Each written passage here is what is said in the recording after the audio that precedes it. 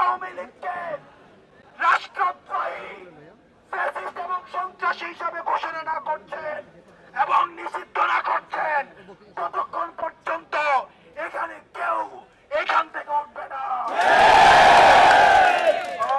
ওই ক্ষমতারা জনতা, জনতা জনতা, ক্ষমতারা জনতা, জনতা জনতা, জনতা জনতা, ক্ষমতারা জনতা, জনতা জনতা।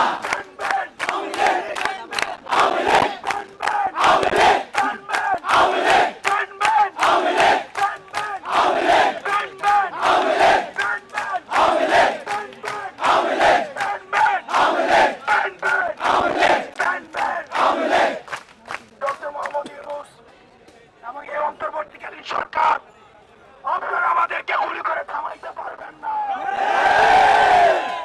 আমাদের এই জীবন আমরা ওয়াকফ করে দিয়েছি এই বাংলাদেশে। যখন আমরা জুলাইয়ের রাস্তায় নেমেছিলাম, জুলাইয়ের পক্ষের সকল শক্তি আমরা আমাদের এই জীবনটাকে বাংলাদেশের জন্য ওয়াকফ করে দিয়েছি। প্রিয় সহযোদ্ধা, আমাদের মধ্যে মত পার্থক্য থাকবে, আমাদের মধ্যে পলিসি নিয়ে বিভাজন থাকবে, কিন্তু আওয়ামী লীগের প্রশ্নে সমগ্র বাংলাদেশ আমরা ঐক্যবদ্ধ।